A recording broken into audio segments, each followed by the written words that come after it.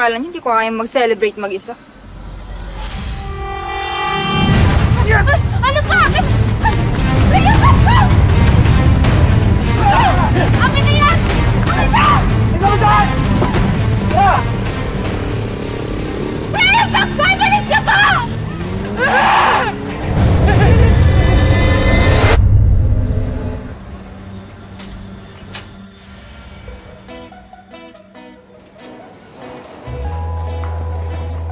Dating ganun.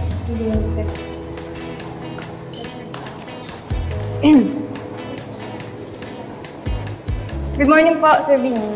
Good morning. Mayan, please. Guys, ano na? Birthday ko. Saan tayo? Hello?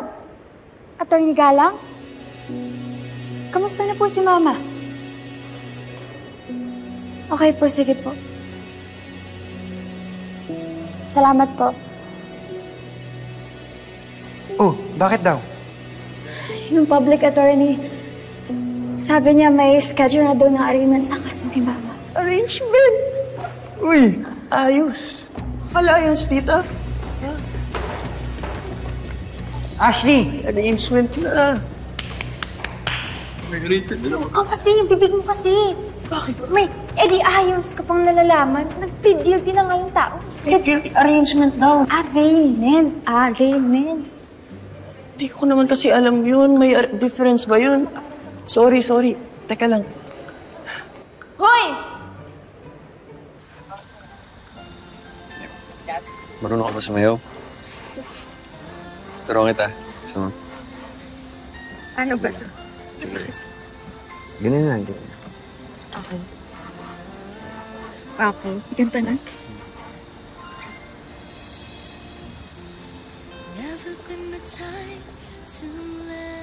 Ayos ka lang? Ayos ka lang ba? Hindi lang ako sanay. Ganyan mo kasi. Kaya nga sabi ni Sir V, diba, dapat lagi tayong magkasama.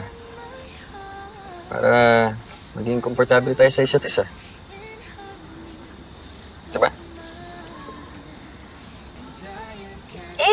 Lagi naman tayo magkasama. Diba? Oo, pero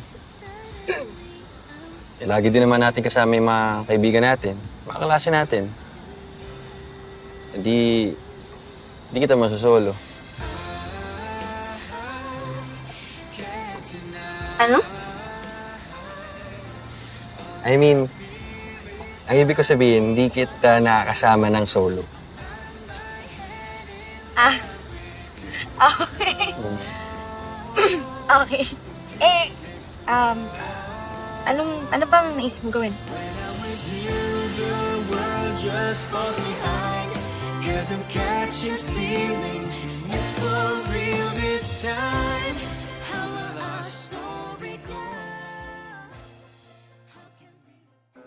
Pinapatawag po ng registrar si Olivia Ilagan.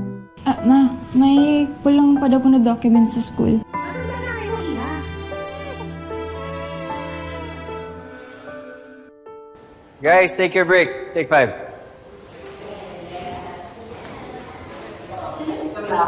Libby, usap tayo. Bakit po, sir? Kamusta yung revisions na pinagagawa ko sa'yo? Sa tingin niyo po ba mababago yung kapalaran ni Juliet kapag may pakialam sa kanya yung nanay niya na si Mrs. Capulet?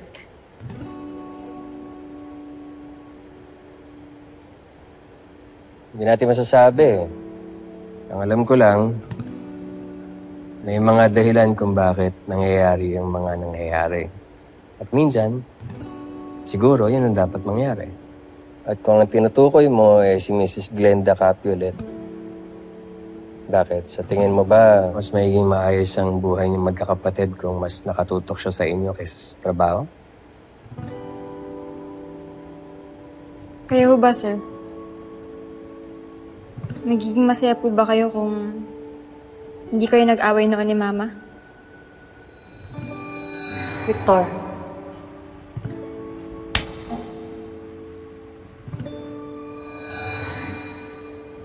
nakita ko po kasi na sinampal ka niya. Siguro, sinaktan niyo po siya, no? Kaya ganun siya kagalit sa'yo. Napakasimpleng tanong lang po nun, Sir V. May relasyon po ba kayo ng mama ko?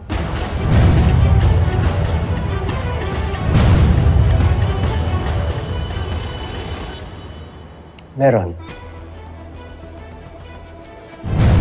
Pero hindi katulad ng relasyon na inisip. Eh ano po?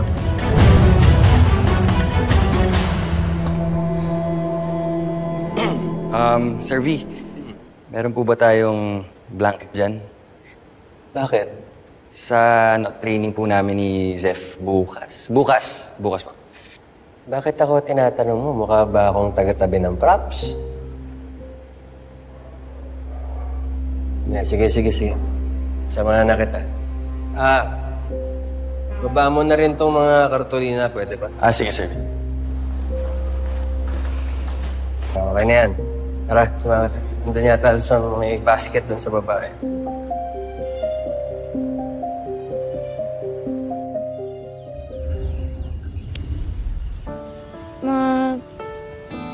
Para saan to, Dylan?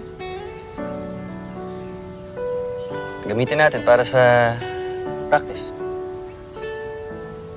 Paano naman?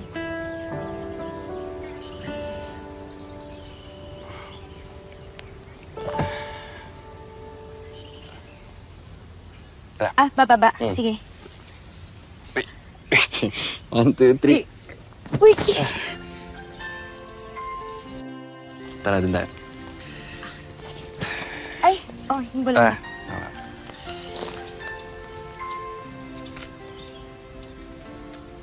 Actually, sa ito. So, hawakan mo yung kamay ko na parang hawak mo yung roses na to. Where the echoes were silent, you woke a dying beat in my heart. Now that I'm awake, I won't sleep. I can't deny all that I fear is finally coming true. I'm out of my head. Ano? Comfortable ka na sa akin? Effective ba yung style ko? Hindi pa din. Pero mas sanay din ako. Siguro. Dapat lang. Dahil kung hindi ikaw si Juliet, hindi ko kakayanin. Wow! Wow, Dylan, ha? Ang demanding, ha? Hindi naman. Nataas ko lang yung standards ng Juliet. Oh, boses mo. Feeling mo gwapo. Bakit? Hindi ba totoo? Sorry na. All that I fear is finally coming true. I'm out of my head in love with you. Guys! Huy! Yun na, larga ba tayo sa birthday ko? Wala kasi yung nanay ko eh. Samahan niya daw yung bunso sa field trip. Ay, oo nga pala. No, birthday mo nga pala. Kaso kasi may schedule kasi kami ni Mama ng meeting sa abogado yung araw na yun. Oo, ako kasi nakatoka naman ako sa paghahanap kay Kuya Jerome sa Del Rio. Kaya, wala sila mama at papa sa punerarya, kaya ako lang yung tao dun. Ako, uwi ako Manila bukas. Uwi ako Manila bukas. Bakit? Ayaw mo ba kailan birthday ko? Sa 23. Nasa class directory. Oo. Nandiyan na, Olivia. Baka pwedeng sa... Hindi na. Okay lang. Salamat na lang sa friendship. Wait. Olivia, sa ibang araw na. Oo nga.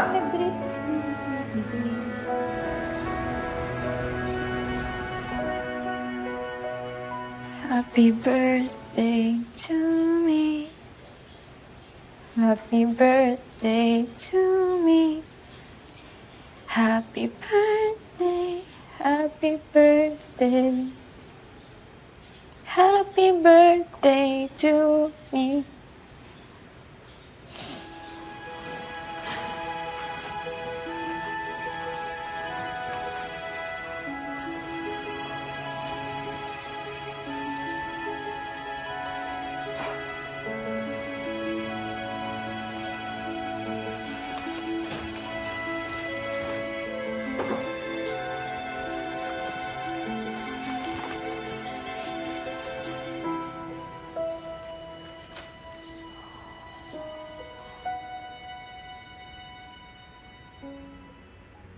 Nasa 50 katao pa rin nawawala at hindi pa nakita sa paglubog ng barkong MV Cherry Rose.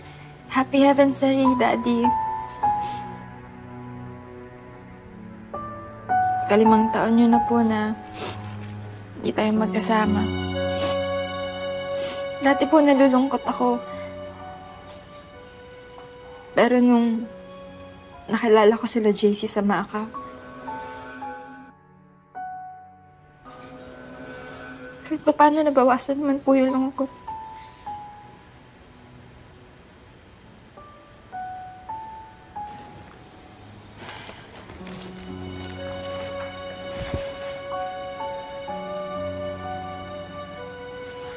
Pero ngayon, parang mag-isa na naman ako, Dad.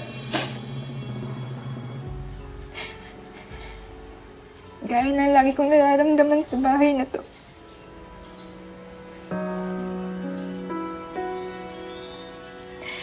Lagi kasing busy si Mama eh.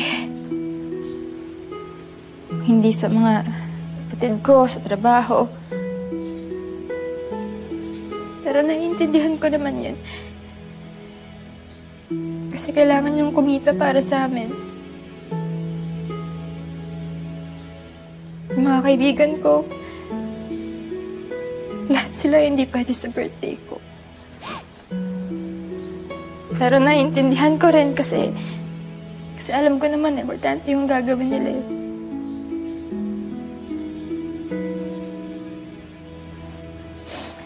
Malungkot lang, Dad.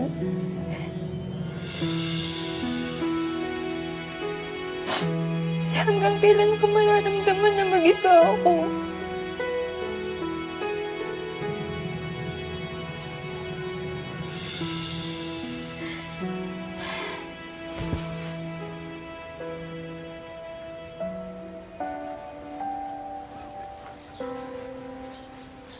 Kahit pa paano kapag suot ko ang mga cup mo, hindi ko nararamdaman mag-isa ako.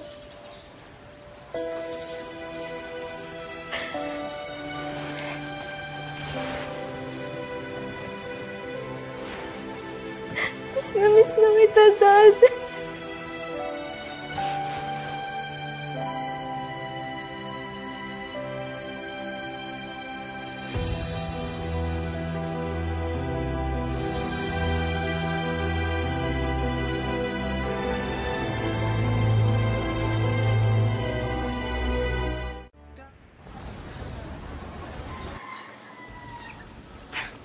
Tindi ah. Wala mo lang pabati ng happy birthday si na JC. Pwes kung ayaw niyo sa akin, ayaw ko din sa inyo. Kala niyo hindi ko kayang mag-celebrate mag-isa.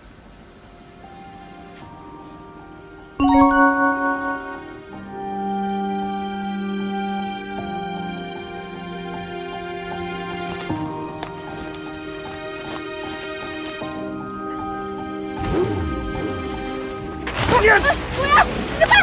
Ano ka? Kuya, nandiyan yung bag ko! Nandiyan yung bag ko! Amin na yan! Amin na! Huwag ka mo dyan! Kuya, yung bag ko! Ibalik niyo po! Kuya, yung bag ko! Kuya, ibalik niyo po yung bag ko! Ibalik niyo po yung bag ng tatay ko.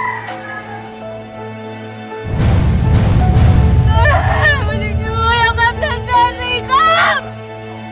Yun na nga lang yung natitira sa tatay ko. Una niyo pa sa akin.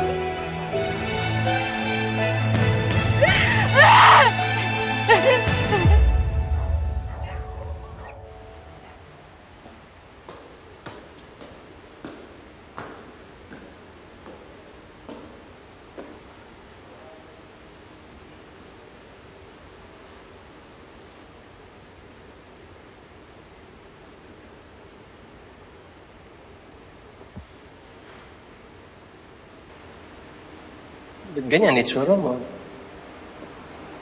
Nadapa lang po ako sa kalsada. Okay ka lang.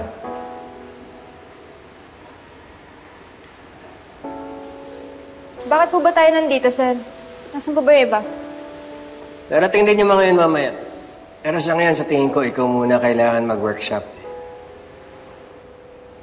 Workshop? Lagay ko nauunawaan ko na kung bakit hindi mo matapos yung kanta ni Juliet. Pareho kayo ni Zeph. Pinipigilan niya yung sarili niya. Kailangan mong ilabas yung nararamdaman. Paano po, sir? Kung nga mailabas sa pagsusulat eh. Sabi ng mga kaibigan mo, mahilig ka sumayaw, isayaw mo. Kahit ano. Basta ang importante, mailabas mo yung nararamdaman mo.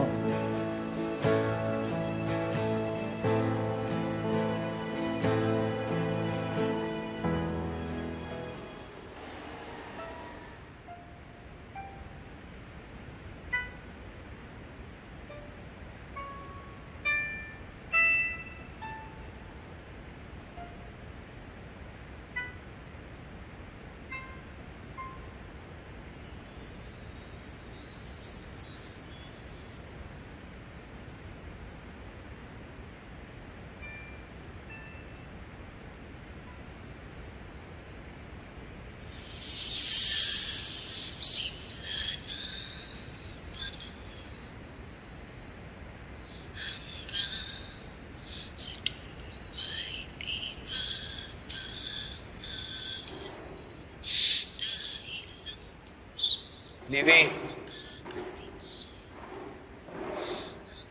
Libby. Ako naglaan ako ng oras dito. Pangako sa'yo, hindi ako susuko. Pero wag namang ikaw pa susuko sa sarili.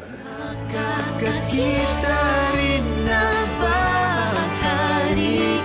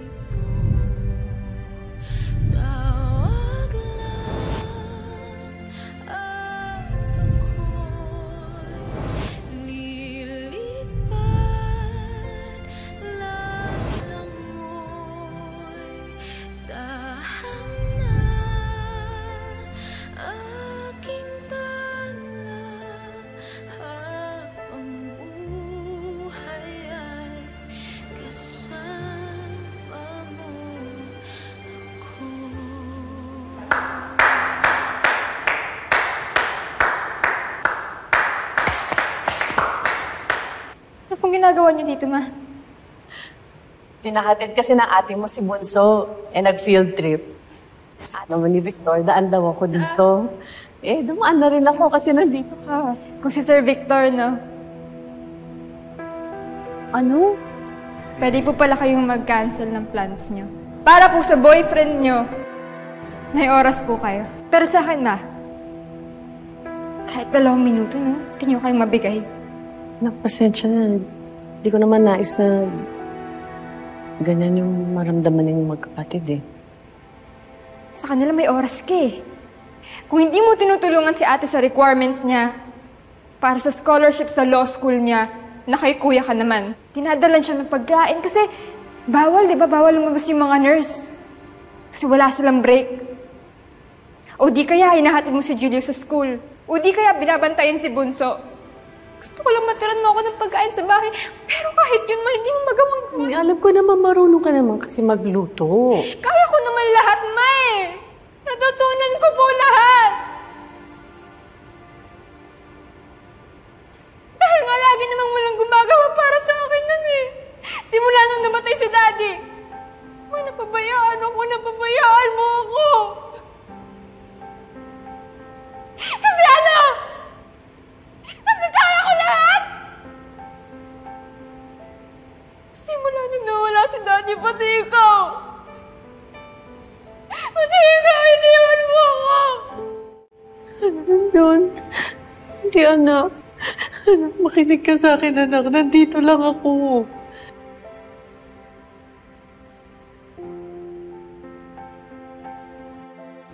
Laki-laki ng pamilya natin mo. Sa totoo lang, hindi ko ramdam na parte ako doon.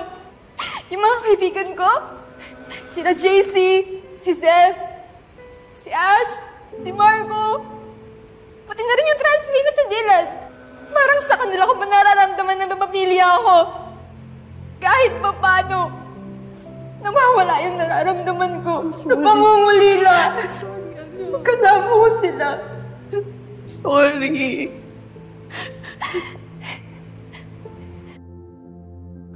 Guys! Huy! Yun na. Larga ba tayo sa birthday ko? May schedule kasi kami ni Mama eh. Oo, ako kasi nakatoka naman ako sa paghahanap kay Kuya Jerome sa Del Rio. Wala sila mama at papa sa punerarya, kaya ako lang yung tao dun. Pati sila ay nabandanan na rin ako. Na-miss ng birthday ko pa. Oo.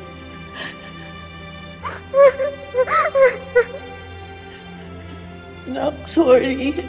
I'm so sorry kung ganyan yung naparamdam ko sa'yo. Patawarin mo ko, anak. Alam mo, ate nakikita kita, gusto kitang yakapin. Gusto kitang halikan. Pero, namumuna lang yung takot sa akin kasi sinisisi ko yung sarili ko. Dahil ako may kasalanan kung bakit hindi na natin kasama ang daddy mo. Pinilit ko kasi siya natanggapin yung trabaho sa Basilan. Isang araw bago ang birthday mo, kasalanan ko kung bakit kailangan niyang lumayo sa atin, anak. Kasalanan ko kung bakit namatay siya isang araw bago ang birthday mo, anak. Sorry, anak. Patawarin mo ako. Makinig ka sa akin. Mahal na mahal kita, anak. Mahal na mahal din. Kaya mong makabawi naman ako sa'yo. Happy birthday, anak. I love you. Mahal na mahal kita. Tama na. Halika, sumama ka sa akin. Halika.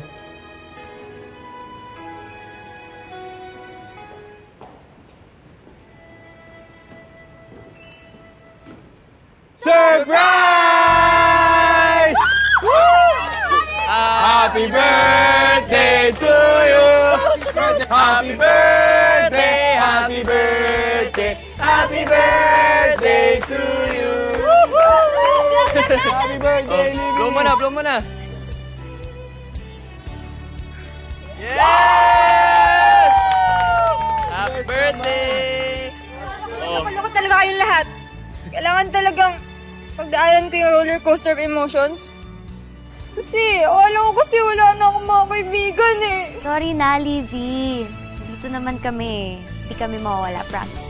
Livy, kahit anong mangyari, walang magdi-disappear. Oh, hug na nga! Ano, touch ka, no? Hug na lang! Happy birthday, Oli! Happy birthday, Livy! Lang. Uy, Gift ano yan? ako. Uy, may gift! Para sa'yo to. Wow! Siyempre. Wow! Ganda! Grabe! Personalized pa yan, ha? Suot mo, suot mo. Suot. Yeah! Happy birthday, Riley!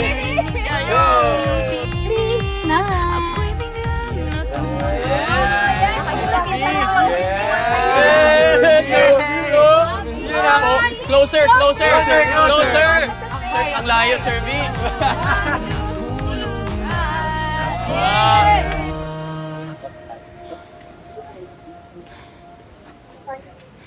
Maybe? Hindi ka lang ba? Okay lang. Pwede ba? Sabihin mo sa akin yung totoo?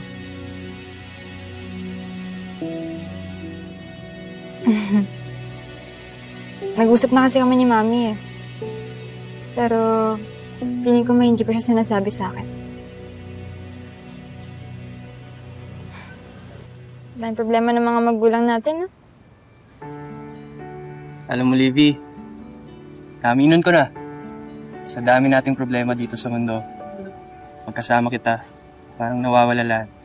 Pagkasama ko kayo, gusto mo nang yakap? Parang, buang jug ka sa. Ito na ito. Teka lang, JC.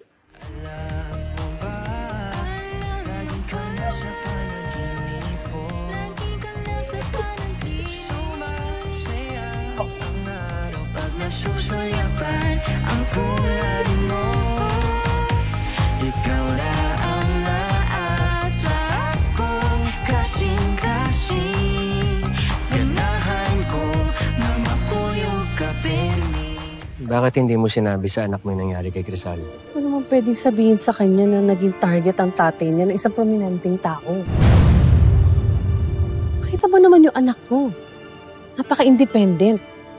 Baka kung anong gawin yan. Mag-imbestiga. Baka sigurado ako paghihiganti pa niyang tatay niya. Kung anong mangyari sa kanya. Pati ikaw, mag-iingat. Ngayon na nakabalik ka na dito sa Maka. Damay ka din dun. Hindi pa tapos maghiganti ang kalaban ni Crisanto.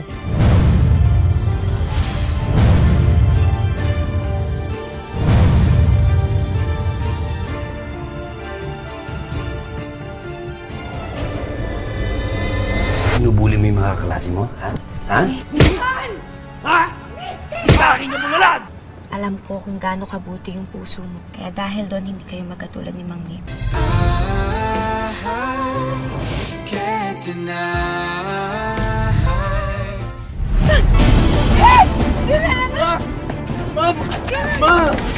Ma! Palabasin mo si Ma!